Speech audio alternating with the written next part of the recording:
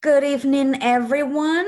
Um, we have so far 15 attendees join us. Hopefully more will do so in the next few minutes. Um, I would like to welcome you to this panel of the 2020 Six Bridges Book Festival, which this year, due to the pandemic, we had to do virtually, but hey, we're here. My name is Laura Barrio. I'm a professor of English at the University of Arkansas at Little Rock, and I will be in charge of moderating this panel. Before I even get to introduce to you our writers, I would like to just briefly cover some housekeeping rules. As attendees, our audience members have their mics and cameras off. So you're not crazy. It's not like you can't find those options on your Zoom meetings. They're not there. It's the way we've set up things. In any case, you will be able to ask questions through either the chat or the Q&A feature. And it's just a matter of going to the bottom of your screen, hovering with your mouse over the bottom of your screen, pressing the chat icon or the Q&A icon represented by these speech bubbles. And that's where you can type your questions, comments. I will make sure to keep an eye on those as the session progresses. And we'll make time a little bit later in the session to ask those questions for you and have the authors answer them. In the interest of time and to ensure folks are not late for any of the other festival events, our session will end at 6:30. All right, so let me introduce to you our writers. Today we are honored to have Camille Acker and Jeffrey Blount with us, showcasing their most recent publications, which I have right here with me because I couldn't help but having them with me. Camille is the author of the recently published short story collection, Training School for Negro Girls, published by the Feminist Press. Her work has received support from a host of different artists in creative writing programs. In fact, she has co-edited Dismantle, an anthology for the VONA Voices Workshop. Her work, fiction and nonfiction, has appeared in numerous venues such as the New York Times Book Review, Electric Literature, Publishers Weekly, LitHub, Vice, you name it. Jeffrey Blount is the award-winning author of 3 novels, Almost Snow White, Hating Heidi Foster, and the reason why he's here with us tonight, The Emancipation of Evan Walls. He is also an Emmy Award-winning television director and a 2016 inductee to the Virginia Communications Hall of Fame, despite the fact that he's too young to be inducted to anything, in my opinion. He has published numerous articles commenting on issues of race, social justice, and writing in general. And he's also an award-winning documentary scriptwriter for films and interactives that are now on display in various museums across the nation. And one thing that you may not know is that apparently now they are both joined by the fact that they have Washington, D.C. in common. So welcome to you both and to our audience that I cannot see, unfortunately, but I know you're all there because it keeps, the numbers keep rising. So that's always a great sign. So welcome to you both. Thank you. Thank you. Thank you for honoring us with your presence and get ready because I have a whole bunch of questions, which I'll make sure, I keep myself under control, but, I do want to get us warmed up before I even allow the audience to type anything. And I just want to start with something fairly simple. I would like to ask you in turns to tell us a little bit about your book, just giving us a sneak peek as to what readers can expect to find. Either one. Who would like to go first? Oh, I can go first. Yeah, Okay. The Emancipation of Evan Walls is a coming of age story, really. It starts out with Evan Walls as an adult, and he and his wife have their first child. And the birth of the child so unsettles him because he is afraid that his daughter will at some point have to go through the things that he went through when he was young. Evan is a child of the South in the late 60s, like myself, and the porches were a big thing in our lives. They were like the church away from church. And we start with Evan on a porch, waiting to sit at the feet of the adults and lap up the conversation that, when I was a kid, I always wanted to sit and listen to the older people talk and dream that one day I'd be able to do the same thing. And he gets inspired by a character by the name of Bojack, who is espousing the need for African Americans in the small town of Canaan to stand behind their kids and fight for better education opportunities.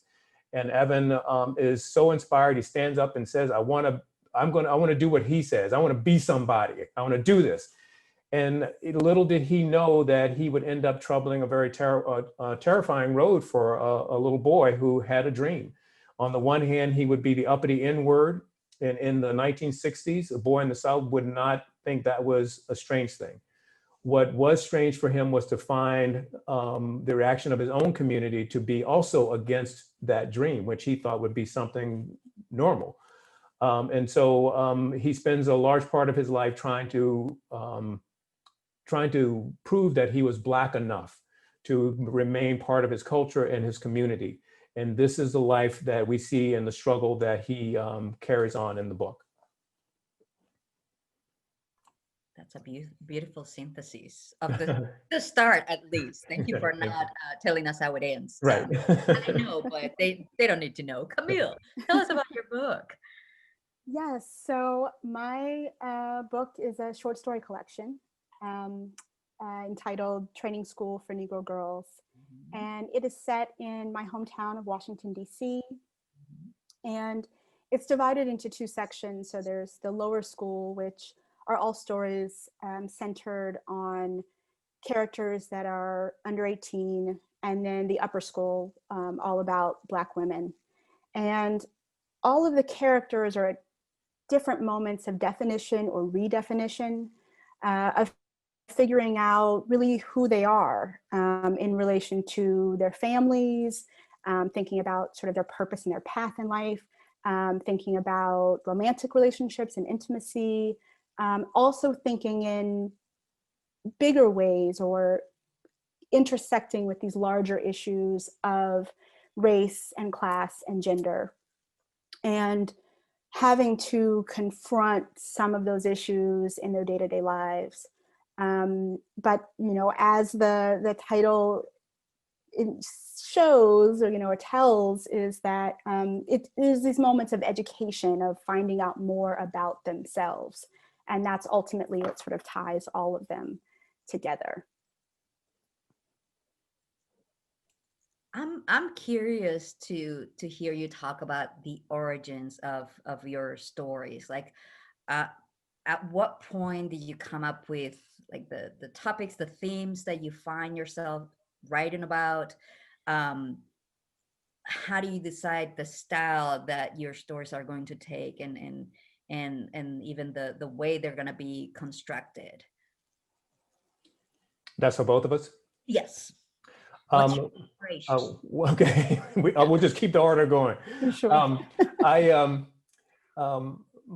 My book, I wanted to, because I'd had some experience with the same issue. I also wanted to speak to my experience in those times. So I grew up in a small rural area, Smithfield, Virginia. I grew up on a farm.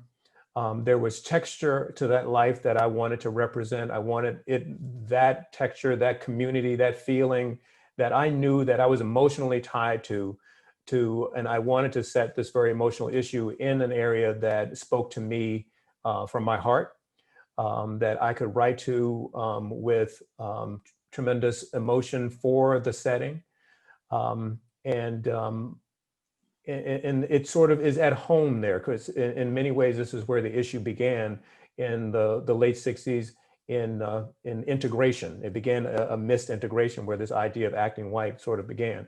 So I wanted to put it in a Southern context. and I wanted it to feel like a lot of people say, so I grew up listening to Earth, Wind and Fire or the Jackson 5, and that's the music of my life. Well, the music of my life was also listening to the older people speak, listening to the rhythm of their dialect, their thought processes, and their dreams and hopes and the things that didn't work for them and the kinds of things that they wanted for Evan, and the fears of those people, the fears of African Americans in dealing with systemic racism, how it played out in their dealing with Evan's dream. So I wanted to set it all in that context of a small Southern place where each other's emotions are each easily reached by the other person. There's so much less noise than in a big city, so you can focus on that particular issue. And the tone was that also, slow, Southern, thoughtful, heartfelt, even a little bit, of religious feeling in it, because there's pieces of it in church, so that's the kind of aura I was looking for. DC as a place definitely was one of my big inspirations for the book. As I said, it's my hometown. I grew up there, and I wanted to really capture, in some ways I feel like it is a time capsule for me of DC, because DC has changed a lot over the last 20 years. And I wanted to really think about where I grew up, the people that I knew, especially the Black women and girls that I knew, the Black girl I was, the Black woman I am, to really incorporate those ideas. And I wanted to, also I'm very inspired by Black women, by the women in my family, by friends. And so I wanted to show the spectrum of Black girlhood, Black womanhood. So, where characters are confronting everything from mental illness and, with a family member, to trying to figure out how to find love when you're in your 40s, to taking care, of an elderly parent, there's a TSA agent who's never flown, who's, in one of the stories. Just of navigating so many different aspects of being, both Black and female. Yeah, I love it that you brought up the TSA agent story, because I kept wondering, I wonder if this was one of those things that she came up with, when she was flying somewhere and she just paid attention to the agent and she's like, I need to write a story about this person. Well, actually, I was flying out of National Airport in DC, and I heard a TSA agent say she'd never flown before. And it just kept, sort of rattling around in my brain. And the draft of that story, the first draft took me 3 hours to write. It just came, her voice was so insistent that it just sort of flooded out of me. Amazing. I wish all creative writers had that ease. But believe me, I do not always have it, but occasionally it shows up. So do any of you, or both of you, hopefully have any particular moment in your text, or like a chapter, an episode that you're particularly proud of? You're like I made it, like this is like beautiful, or at least something that you would like to read, perhaps to us, to give our audience a taste for the wonderful, beautiful writing that you have produced here. Who would like to go? I will tell you that the piece that you just mentioned for me is actually the epilogue, the last part of the book. So I can't talk about it too much, other than to tell you that Robert Frost said, no tears in the author, no tears in the reader, no surprise in the author, no surprise in the reader. And so that part of the book was extraordinarily emotional for me to write. There's some very in-depth, some deep questions and shockingly revealing answers of the character. And I felt that when writing it, and I would tell you on my tour, any number of people came up to me and said that they were really touched by that part of the book. So it's one of those moments where I felt like I got that part right. But the part I'm going to read to you is one of the things about Evan. He travels a long road for this little boy, and at the very beginning, he's in quite a nice place. Although his family has had some struggles, he's a happy little boy waiting for a happy night to happen. Little did he know by the end of that night, his life would change.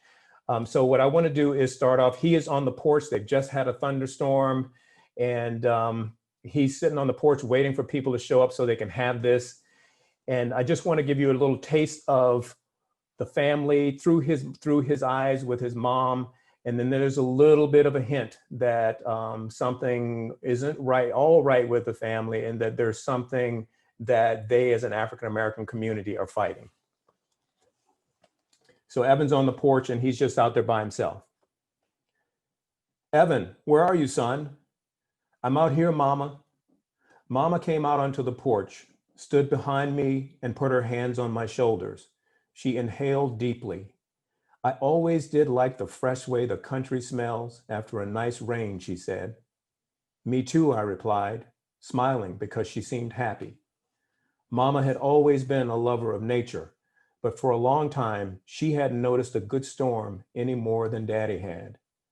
The way she stood behind me, taking in the fragrant odors and staring at the twilight, startled me and made me happy. The situation reminded me of one of my favorite memories. Across the road in front of our house, a row of dogwood trees had grown close together. Years when they bloomed thickly, they looked like a puffy white blanket. Mama would be so moved by the sight that she would sit and look at them for hours. One day I joined her and she held me close. As she rocked us, she whispered over and over, "Sweet springtime snow." She had never been more beautiful to me.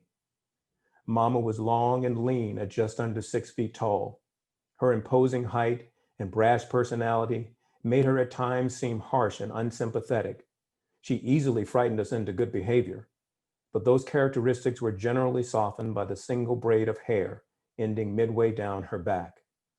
Her beautiful smile, and at that moment, an aura of peacefulness made me want to stay in her arms forever. But those days were long gone. Mama and Daddy shared the pain that had ruined so much of our family traditions. Mark and I felt it, and a lot of other people in Canaan felt it too. That was why everyone gathered on our porch once a week. In a way, it was a support group, a collection of people who came together with the common goal of helping each other endure the next week. Mama took her hands off my shoulders. "Come on inside now and help your dear old mother make the Kool-Aid." "Yes, ma'am," I said, and followed. While I stirred the big pitcher of orange-flavored drink, I thought about the meetings which ran from May to October of each year. They had been going on for as long as I had been alive and always took place at our house. I could remember back as far as 1964 when I was 6 years old. At that age, not much held my attention, but on this particular night, they were talking about John F. Kennedy. And at the mention of his name, I sat up and listened. Here was a white man my parents had never spoken of, at least not to me. Then all of a sudden, that past November, he was killed and my mother was crying like she had lost a son. I wanted to know why. When I asked her after his funeral on television, she just shook her head. "Every time Moses come along, he gotta die before the job gets done. We ain't never gonna catch a break."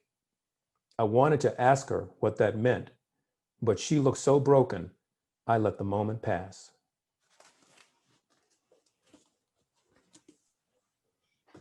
I remember reading that part. It sounds a lot better when it comes from you. Well, I've lived with it a little while. Absolutely. Camille, what about you? I mean, your book is a collection of short stories, and it's populated by all these different characters with similar yet very different experiences. So can you pick one as your favorite, or is this like asking a mother to tell them to tell what the It favorite? is. Yes, it's too hard. It's too hard. I don't know if I have a favorite. people have said, one of the things about being, reading a novel, right, is that there is this conclusion at the end. You get to stay with the characters longer, and obviously in short stories, that's not, they're short, right? So I have had people say to me, but what happens to, at this particular character at the end? And like, I don't know, I'm not sure. So there are ways that probably best the TSA agent and Ray, who is the woman in her 40s who's trying to navigate her life and, taking care of her mother. They probably are the two characters in some ways that when it ended, I was maybe the most sad, or, was wondering what, for myself even, what was going to happen to them, because they're both sort of left in probably the most unresolved places of all the characters. So, yeah. So if you could read for us, what would you choose? Yes, so I'm going to read a passage, actually from not either one of those stories, though. I'm going to read from one of the stories in the upper school called The Ropes. And let's see, since it's a short story, and I'm starting sort of in the middle, I guess all you really need to know, Dawn is the teacher, and Clarissa and Ebony are two of the girls in her 5th grade class.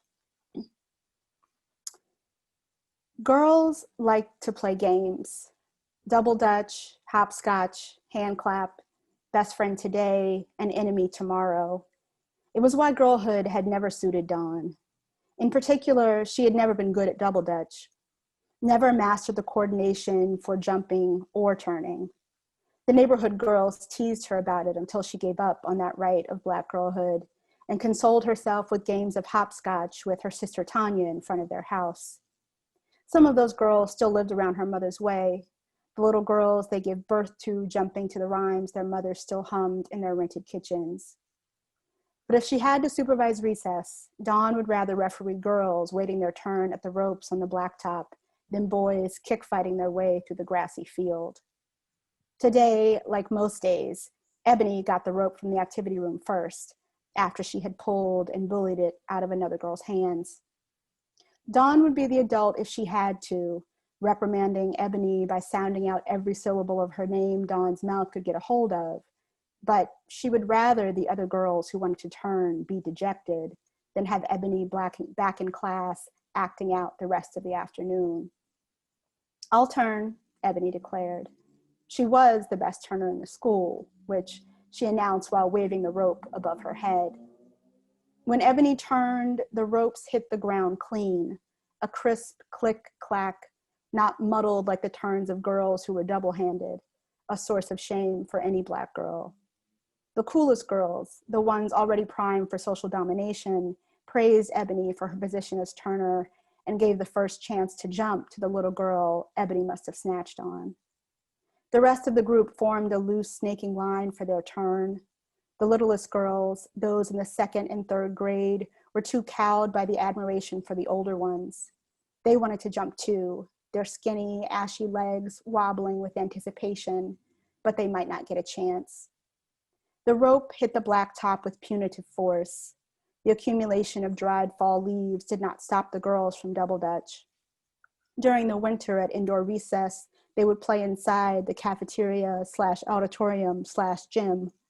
The stuffy air of that space would not feel like the wind generated by those ropes in the autumn breeze.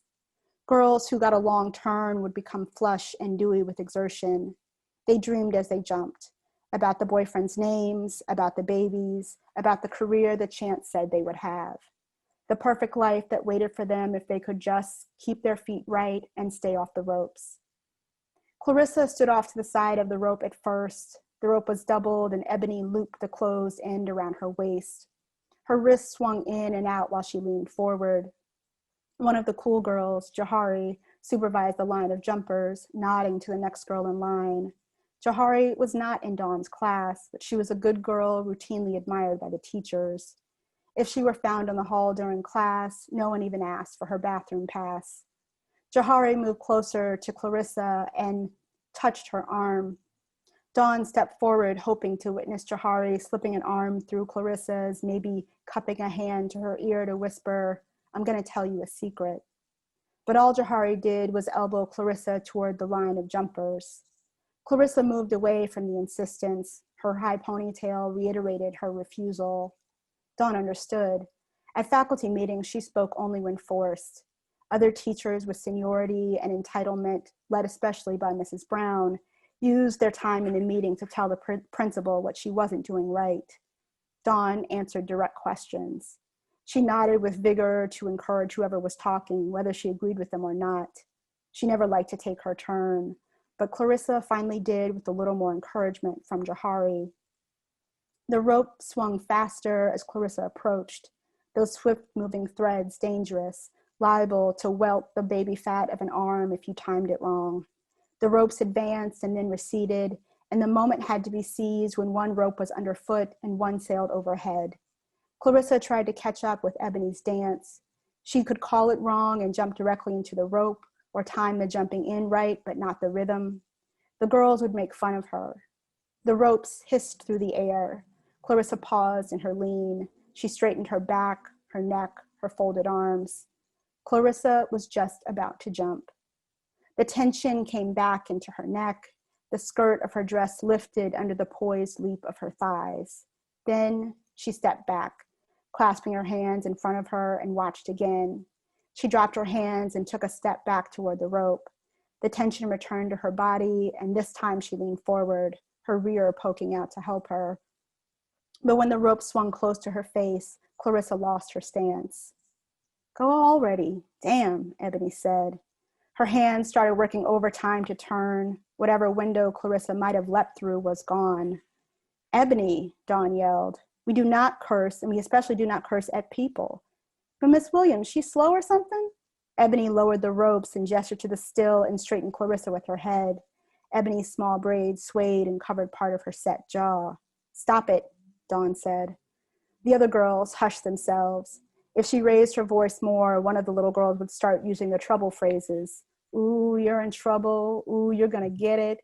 Ooh, you're gonna be on punishment." She should make Ebony apologize, but Dawn would pay for that. She had a nice afternoon of silent reading and worksheets planned. Ebony could ruin everything, devour the day's comfort. Dawn turned away from Ebony to take in Clarissa's rounded cheeks. "She probably doesn't know how to jump. She's up here faking," Ebony said. She dropped the ropes and held her arms aloft above her jeans, just like Clarissa did above her dress. Ebony put on a simpering smile and stared out to the crowd of girls with eyes rounded and vacant. A few of Ebony's supporters offered up giggles for her impression. "No more double dutch," Dawn said. The group moaned as if they'd all been struck with the rope. "You can't say that about me." Clarissa's firm voice exceeded Dawn's expectations. She did not stammer or lurch from word to word, trying to get the sentence out. Ebony must have heard the strength. She should learn that she couldn't just push everybody around. "Miss Williams, why you stop the game? I was just playing." Ebony jammed the tip of her white sneaker into the black top. She pushed her braids behind one deeply brown ear, and Dawn noticed that her face was crooked. One cheek higher than the other, one nostril drooped. Ebony was jealous. Dawn almost wanted to crouch down, look her in the face and tell her so. Let her go home and think about that all night. "You've got 20 minutes left. Go play something else," Dawn said. The girls herded away. Ebony trailed behind, doing some sort of dance, a victory one maybe. Clarissa remained in her jumping spot, reclasping her hands in front of her. Dawn touched the top of Clarissa's head, and the girl looked up to smile at her. "It's good when we make people do the right thing," Dawn said. That's it. For you too.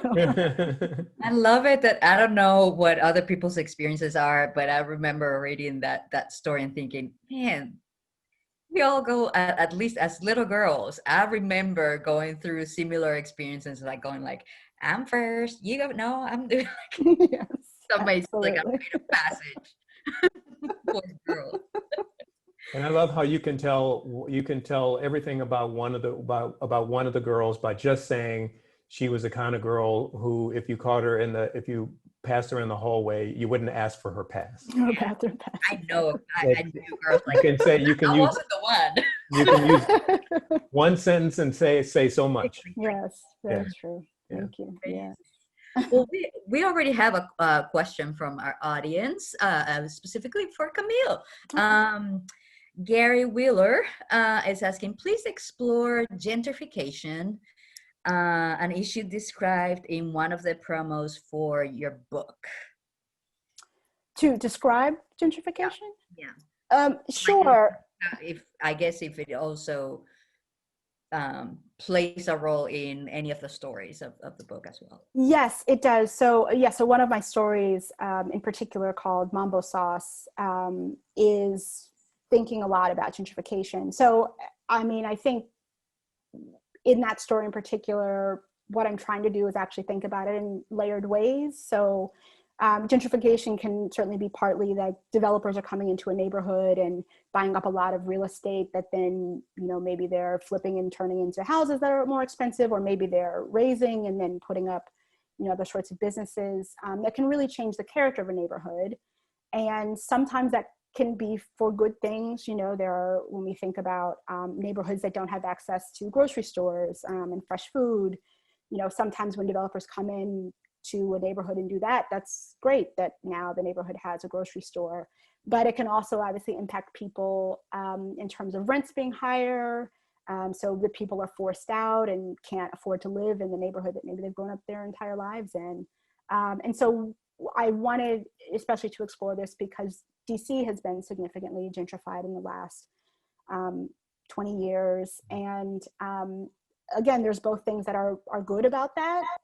There's restaurants in DC that I weren't there when I was younger, and there's more shops and lots of things that you used to have to go out to the suburbs to get.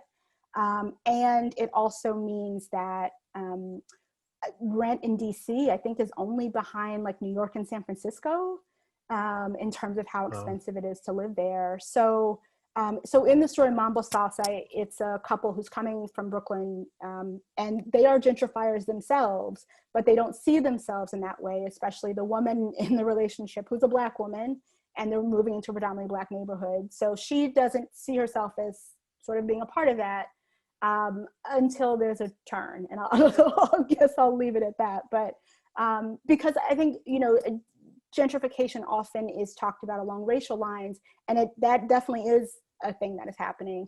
And it also happens across class lines, where people who feel like, well, I'm Latinx, or I'm Black, and I moved into this neighborhood that's also predominantly that race or ethnicity, that I'm not gentrifying it, but that isn't necessarily the case. So right.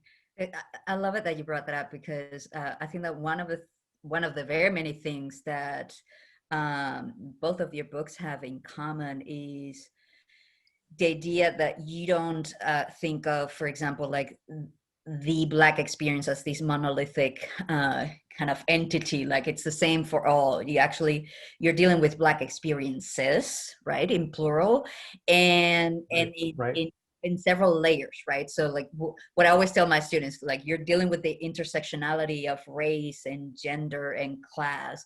So whereas most people tend to identify gentrification with white folks, what your story is doing there is complicating matters by bringing the idea of class, and how, yeah, you can be a member of a certain class and Black and contribute to gentrification, even if you wouldn't be the first one to say, hey, I'm here, right? And I love it. I wonder if I can get you to, both of you, to talk about, for example, how one of the common threads that I've seen in both of your books, and the reason why I need to teach them ASAP. One of my students is in the audience. It's Camille and Francesca. I like how, whereas training school for Negro girls, Camille, you're exploring ideas about what it means to be a Black girl, a Black woman, in all these various settings. So it's like the whole evolution and the different rites of passages and the different challenges and victories and successes that Black girls and Black women may face. And by the same token, I want to feature the books. That's what I'm talking about. In The Emancipation of Evan Walls, I love it that, especially in the conversations that the protagonist has with Bojack, like Bojack is the character that kind of helps him, helps Evan figure out what it is not only to be Black, like one of the very many options that he has available to him, but what it means to be a Black man. So like he helps him redefine ideas about Black masculinity that otherwise he wouldn't have been able to see in other models, right? So I wonder if you both talk about that intersections of race and gender in your work. Well, I can say one of the things I will share with Camille in the writing is that there are some very, at least in my mind, amazing Black female characters in The Emancipation of Evan Walls. And they are lifesavers. And they are characters that help to put his world and the possible world in context. And while there is one, his great-grandmother, who is his source of strength to keep him going, Mama Jenny, there is Eliza Blizzard, who is the example of where he can reach. And Bojack is the one that helps keep him on that road. And as you said, keeps him understanding what are the trials and tribulations of being a Black man. And it represents much of many things. This is about the 60s when he is growing into this role in the 70s. And it represents a large amount of what we talk about today. I mean, there's police brutality in there. There is the systemic racism is dramatized in many different ways. Even when Black folks were put up, would try to pay extra to the town paper to get them to post about Black History Month, and the paper would refuse. And how they were trying to bring their culture out, and the system was trying to bring it down. And in the middle of that, Evan was trying to rise up in the midst of both of them. And a lot of the Black community was afraid for him, because being in some of these white spaces isn't safe, including the intellectual thing that he wanted to go to. But they didn't really know how to tell him why and how. And so their only way was to take it out on him, to tell him a lesson, that you're trying to be better than us. So it was a very complicated world for him, and to kind of walk the straight and narrow, and to try and find himself. And particularly there's one point at the closer to the end of the book where a lot of big conversations between Evan and Bojack take place in Bojack's pickup truck, and where Bojack becomes his father, really, and kind of guides him, and kind of explains to him what he can do as a Black male, what he's responsible for doing. And here's some of the things that give you the opportunity that you haven't even thought of, how you can bring it together to do it. So yeah, he was an amazing character. A lot of people love that character, Bojack. It's a very, as you said, it's a multi-level discussion of race. That one of the things we talk about all the time is overall systemic racism. And we focus on the inequities in education and housing and healthcare and on and on and on.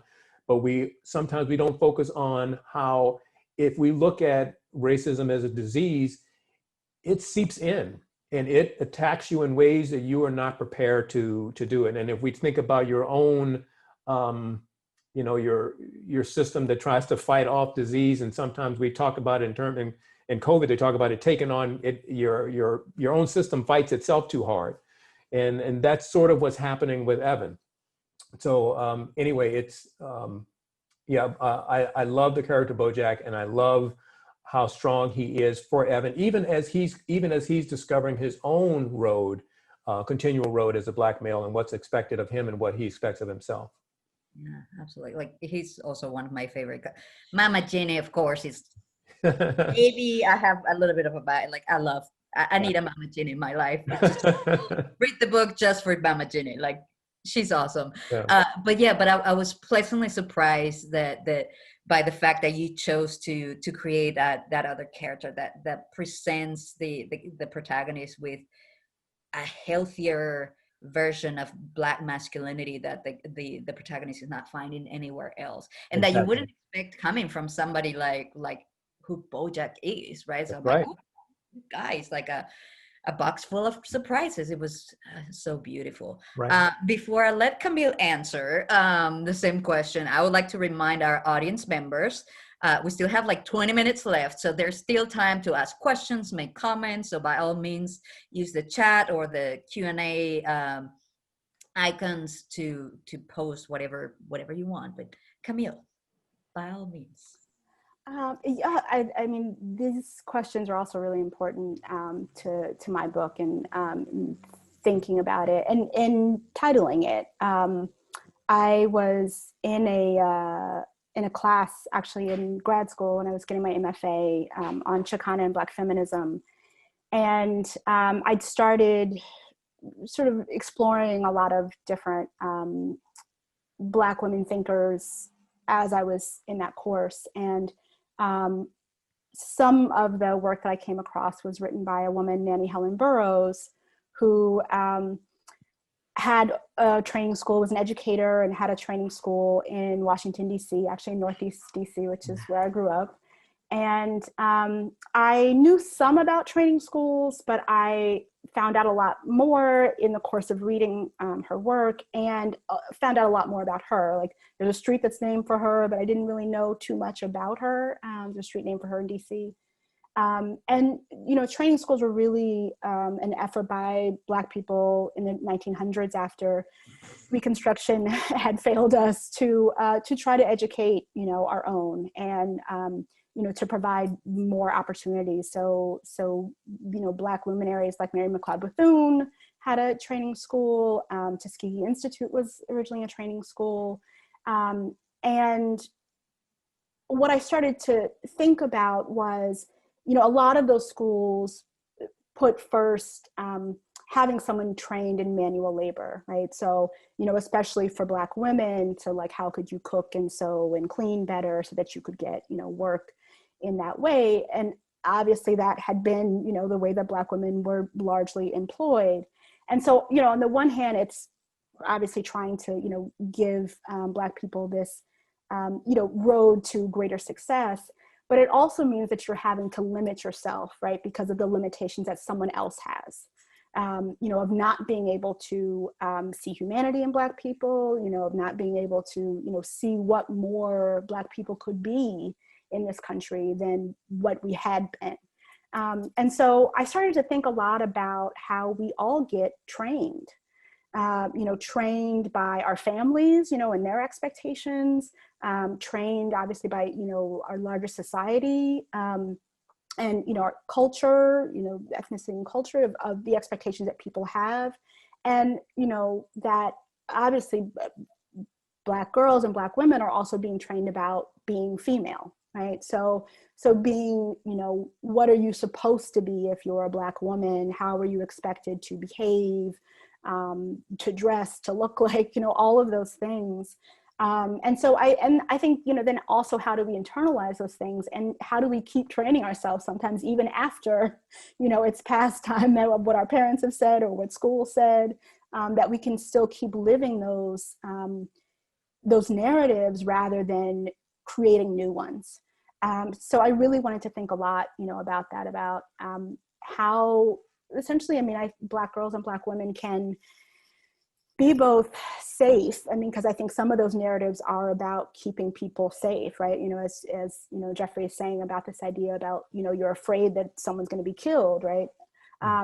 But also of how can you be safe, but also be free to be yourself, be free to be the person that you're supposed to be. Absolutely.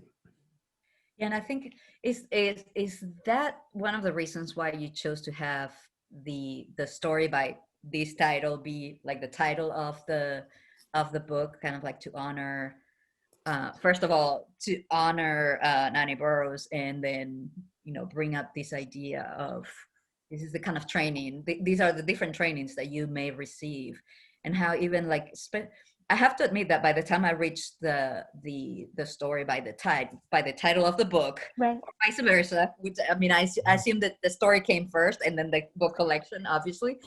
But knowing what I knew about Burroughs and many of these other training schools,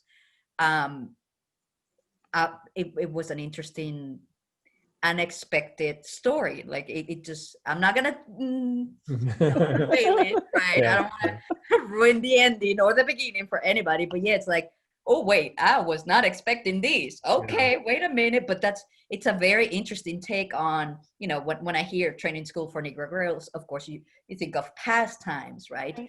Also because of the very language of the title. But yet what you do is to put it in this contemporary setting and with these interesting, complex contemporary twists that are just amazing. Sorry, I keep blabbing like Oh, I agree with you. I love you both now, so sorry for that. And again, because people are being shy about asking questions, I'm just gonna keep going because I got plenty of them, people. This is what you get when you ask a professor of English too much. Sorry, folks. I was gonna ask. I'm gonna ask Jeffrey. I remember when I started reading the novel, that I for a moment I was confused. I didn't know how much of it was an influence of what I was currently teaching in my class, or if I was actually sensing what later I confirmed. But I kept reading, and there was something about the style of your writing that reminded me of Richard Wright and James Baldwin. And I was at that time literally teaching those two authors in my African American literature class. So I'm like, well, maybe I'm just, you know, having a crossing of wires somewhere.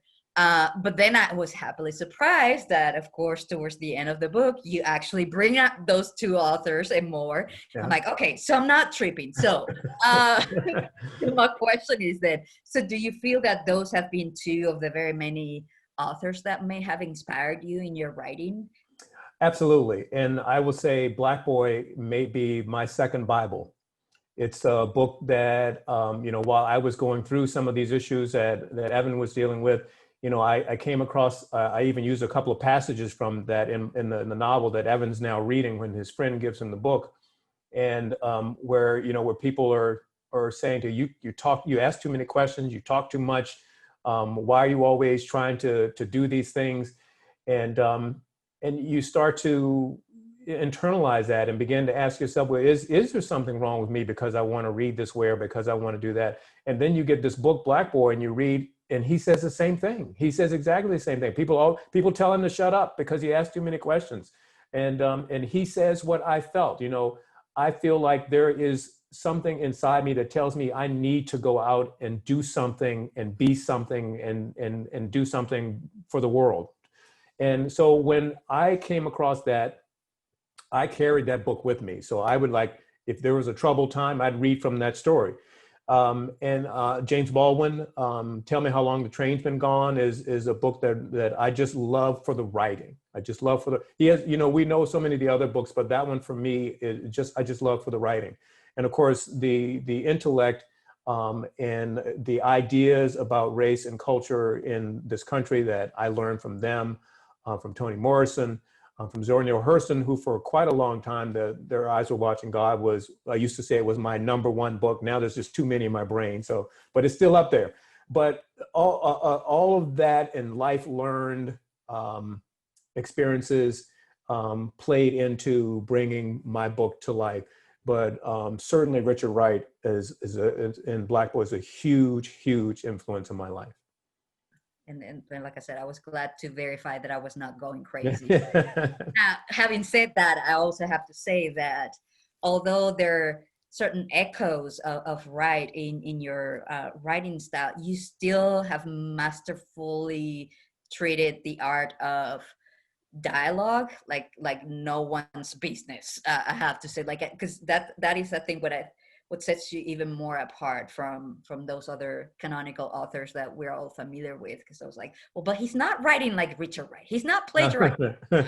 He has his own unique style, and it's just a beautiful combination of what we've seen writers like Baldwin and Wright and Morrison and others, and then your own take. And I think part of it is how beautifully you manage to grasp the nuances of the dialect of the area, which I have to admit I'm not that familiar with. Okay, Yeah. the closest to that area will be Kentucky, where I actually did my graduate studies. Yeah.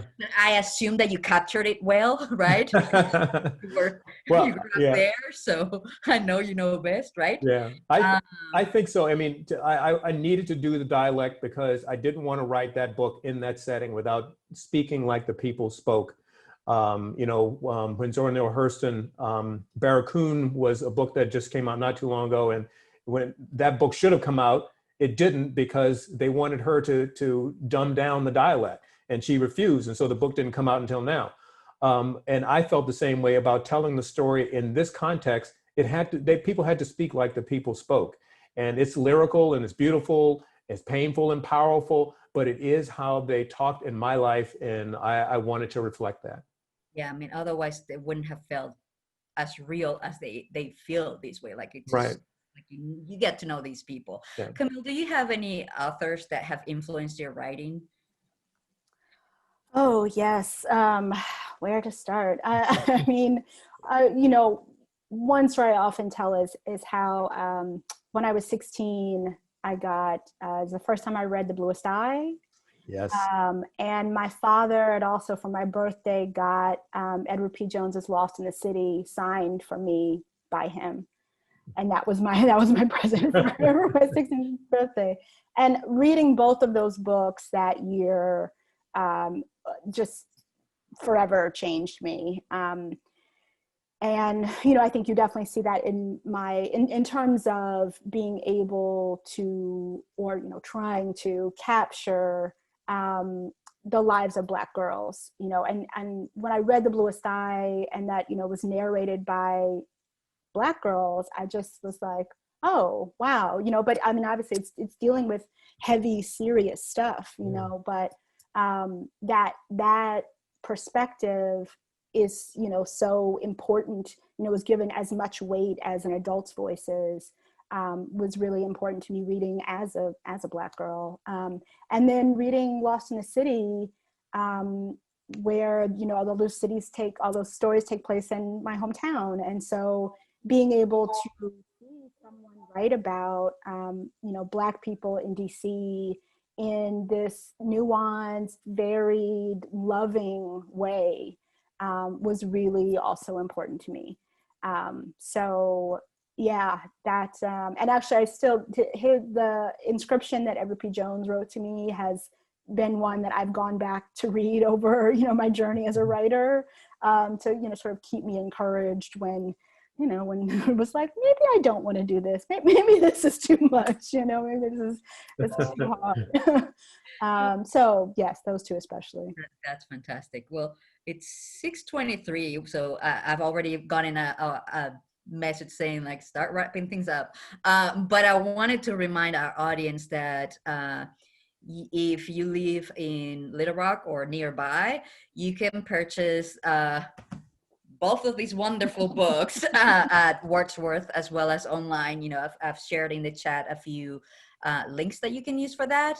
Now, the beauty of buying them in Wordsworth, just like any of the other books featured throughout the festival, is that in many cases, you may be able to get like a signed copy, because they send like book plates that you can stick to the book and so on and so forth. So I kind of want to have, it's like, I want my autographed version, and now I can't have, can you sign virtually? I can make that happen. I was like, I can send you another one. You can just have another. Yeah, we can make that happen. Yes. Honor of meeting and speaking with these two amazing writers. End up in one of my classes very, very soon, regardless of what my students think. I don't care. Well, thank you both so much for this wonderful conversation. As you can tell, I could keep going and going. But I know that you're also busy people. It's a Saturday night. You have other things to do, like chilling out, I hope. And thank you to our audience, even though we cannot see your beautiful faces. We hope that you will join many of the other events that we have during the festival, and that you take advantage of wonderful opportunities like the one that we had this evening, meeting these two amazing writers that seriously get their books. You will not regret it. It's amazing. Thank you, Jeffrey. Thank you, Camille, so much. I really appreciate your being here. Thank you, Laura. Thank you, Laura. Yes, and thank you, Six Bridges. It was great. Yeah.